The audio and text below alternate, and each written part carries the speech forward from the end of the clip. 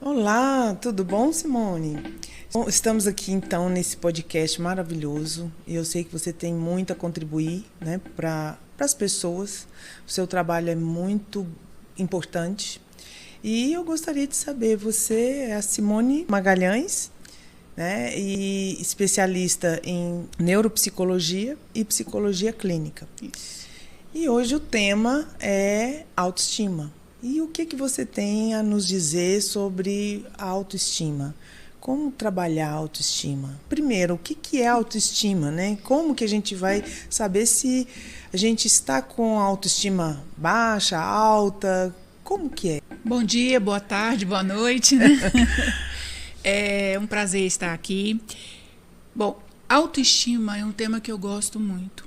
Há muito tempo eu estudo, leio sobre autoestima e não existe um consenso, né? Uma definição, é isso, autoestima é isso. Então você vai encontrar diversos teóricos que, né, estudam, né, pesquisam esse assunto e cada um vai dar uma definição para a autoestima. O que eu percebo, né, o que eu penso a partir, claro, das leituras, das pesquisas e da prática clínica. Isso. A autoestima é a percepção que a pessoa tem dela mesma. Isso tem a ver com autoconfiança, com autorrespeito e principalmente autoconhecimento. Então, quando uma pessoa se conhece, né, ela investe no autoconhecimento, ela começa, vai identificando suas forças, fraquezas, podemos falar, né, como se diz no popular, qualidades, defeitos, né, como todo ser humano. E a partir daí, desse processo de autoconhecimento, dessa identificação do que está legal, do que não está, as mudanças podem começar a acontecer. Então, é meio que assim, eu sou assim, e a psicoterapia, eu enquanto psicóloga, né, observei ao longo dos processos psicoterapêuticos que essa identificação das forças, fraquezas, das qualidades, defeitos, promove assim grandes mudanças. É o primeiro passo. Eu sou assim. Isso aqui não está bom. Isso aqui eu preciso mudar. E isso acontecendo dessa forma, a autoestima vai melhorando aos poucos. Caminhos para melhorar a autoestima. Eu anotei aqui vários dentro que eu observei na minha prática clínica, tá? Eu comecei a observar que as pessoas que estão em sofrimento, elas sempre, a autoestima está baixa, por algum motivo. Ou porque não consegue se posicionar, ou porque está procrastinando muito, ou porque se compara demais.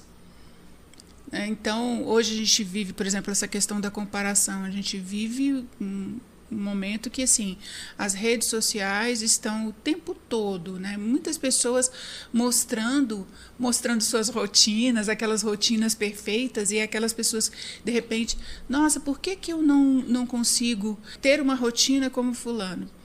Como pode eu, às 8 horas da manhã, não conseguir malhar, eu não consegui isso, eu não consegui aquilo, como fulano, como a outra pessoa, né? É uma rotina assim que é muito show. Muito show, Então, exatamente, realmente. muito show. E isso acaba minando a autoestima de algumas pessoas, né? Principalmente essas pessoas que têm uma tendência, por exemplo, a uma depressão, a um problema, né, em saúde mental. Sim. Eu quero fazer um adendo, que você trabalha na Sebrapse. Sim. E aqui a gente está nesse podcast e eu quero lembrar a todos que eu trabalho na Biologos, eu tenho uma empresa, você também, e nós temos essa empatia, né? A gente tem isso.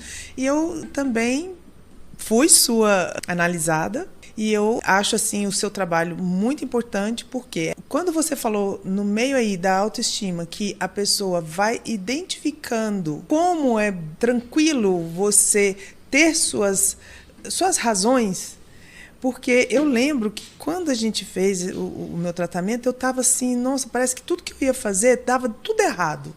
E parece que eu não era quem eu estava ali, eu estava muito angustiada. E você falou assim, mas qual o problema de você estar fazendo isso? Normal, as pessoas fazem, isso é tranquilo. Qual o problema de você pensar dessa maneira? É a sua forma de pensar, isso aí você não tem que se julgar. Isso. Aquilo ali foi de extrema importância para mim. Então, fala um pouquinho mais, né, ou me indica, ou indica para o pessoal que está ouvindo, como que é esse trabalho, como que você estimula esse trabalho. Você citou um exemplo aí, eu não citaria, né, me sinto à vontade de falar, porque você teve a iniciativa, né? Muito obrigada. Você falou de como que eu posso pensar dessa forma. Então, a essência do trabalho em terapia, né, do trabalho que eu realizo dentro da abordagem cognitivo-comportamental, eu sempre digo que é uma terapia para repensar pensamentos. Tá? Que bom. Repensar pensamentos. Identificar pensamentos que estão trazendo sofrimento, vamos dizer assim, ou pensamentos disfuncionais, que é o termo técnico, assim como identificar comportamentos disfuncionais. Por quê? Pensamento está ligado à emoção, que está ligado ao comportamento, e a resposta fisiológica desencadeia. Sim, é esse o termo. Pronto. Então, assim, no momento que, isso é qualquer pessoa, pensa de uma maneira que não é saudável. Nada dá certo para mim. Era o que acontecia. Exatamente. Muito comigo. Nada dá certo para mim. Peraí. Vamos analisar. Será que nada dá certo para você? Vamos fazer uma retrospectiva aí. E aí a gente vai por área, né? No seu trabalho, como que é? O que você construiu? Como que você estava há alguns anos e como você está agora? Tá? Normalmente, a pessoa, algumas coisas dão certo para mim. E aí a forma de pensar vai mudando aos poucos. Tá? A partir do momento que o pensar ou o pensamento se torna um pensamento mais saudável, eu gosto de usar esse termo. O termo técnico é o pensamento adaptativo, né? Então, tem o pensamento disfuncional, que traz sofrimento, e aí a partir de... Aí tem um processo, né, que não daria para explicar aqui agora, de analisar, repensar esses pensamentos, identificar evidências contra, a favor desse pensamento.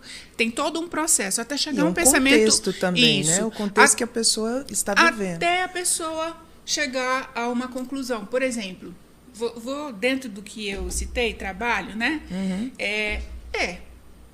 Algumas coisas deram certo para mim, sim. Eu consegui, aí vamos para as evidências, eu consegui isso, eu estudei, às vezes tem situações que a pessoa vem de uma pobreza extrema. No entanto, essa pessoa conseguiu estudar, essa pessoa conseguiu alcançar né, diversas metas. Pensando bem, eu consegui muitas coisas. Algumas eu ainda posso conseguir. E aí, dessa forma, quando o pensamento começa a mudar, com a ajuda do terapeuta, ele vai construindo um pensamento, que a gente chama, o termo técnico é pensamento adaptativo, né? Que é um pensamento, vamos dizer assim, um pensamento saudável. Isso não quer dizer... Eu vou aproveitar para ressaltar isso. Não quer dizer pensamento positivo. Às vezes criticam, falam que esse modelo de terapia... Eu já ouvi e já li críticas nesse sentido. Não é isso. Tá? É um pensamento otimista com os pés no chão. Dentro da realidade. Porque traz evidências. Buscando, assim, a transição da realidade... que ele achava que estava percebia de maneira errada, ou de maneira a não se autovalorizar, a não reconhecê-lo. Aí essa transição passa a falar assim, poxa, agora eu me reconheço, agora eu sei. Então, ele já não volta mais para aquele pensamento. Isso. Então, aí não é só pensar, não, vamos pensar positivo, vai dar certo, vai funcionar. Não, até porque pode acontecer de não dar certo como ele esperava. Porque você ainda está naquela realidade. Isso, então essa história de vai dar certo, tem até livros, eu não vou citar porque não acho bacana, mas eu já li livro que, não, você vai dar tudo certo. Aí eu comecei a questionar, e quando não dá? Esse dar certo dentro do que a pessoa espera, né? A gente trabalha nesse sentido, existe a possibilidade de dar certo, de dar mais ou menos certo, de não dar certo, conforme o que a pessoa espera, né? E aí é feito um trabalho nesse sentido também, no sentido de a pessoa meio que se preparar, tá, ok, e se o que de pior pode acontecer, né, indo por essa linha? Isso, né, você sobreviveria? Então tem técnicas nesse sentido, mas tudo isso faz parte do processo. E aí, voltando a esse ponto, o que isso tem a ver com autoestima? Isso. Né? Quando uma pessoa pensa de uma maneira, ela tem uma visão negativa de si, tem uma visão negativa do mundo, espera o pior do futuro, a autoestima dela, você pode ter certeza que está lá embaixo. No momento que ela começa a mudar a percepção dela em relação a ela, em relação ao mundo e o que ela espera do futuro, a autoestima vai melhorando. E aí ela sente que ela consegue. Quando ela vai lá, tenta e dá conta, o que ela vai começar a pensar? Puxa, eu dei conta a primeira vez. Eu consegui. E uma pessoa que pensa dessa forma, ela vai sentir ânimo, disposição, motivação para tentar novamente. A partir daí, você falou exemplo de trabalho. Como detectar uma baixa autoestima assim na sua equipe ou no trabalho? Porque a gente está aqui, as pessoas estão assistindo e aí a gente pensa assim, poxa, então tem alguém que está trabalhando, mas está indo desanimado, está indo chateado, triste. E como que ela vai mudar esse pensamento para amanhã, por exemplo, ela já acordar, poxa, com ânimo? Assim, não sei se é amanhã, mas é dentro de um processo. Mas como que ela poderia estar buscando isso? Está buscando falar assim, não, amanhã vai dar certo, mas ela sabe que ela vai encontrar com as mesmas pessoas, que os processos são os mesmos. E tudo. Então, assim, uma coisa bem prática, para que uma pessoa veja e tenha vontade de falar assim, quem está precisando de ajuda sou eu é que tenho que buscar ajuda para mim, eu que tenho que buscar um melhor entendimento.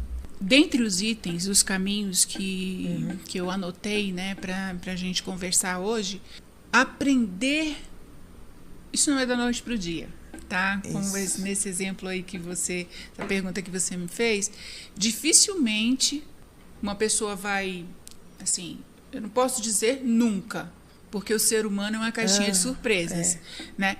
Mas dificilmente uma pessoa vai dormir desanimada com o trabalho, não está gostando, e no dia seguinte, uhul, né? Tudo mudou. Isso tudo é um processo.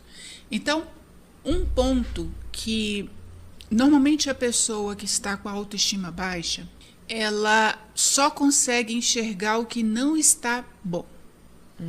Isso é importante. O que está faltando, tá? Em detrimento daquilo que ela já alcançou, das metas alcançadas, do que está bom, do que ela já realizou. Então, começar a valorizar cada passo que dá, cada progresso que dá, isso é de extrema importância para que a autoestima comece a melhorar.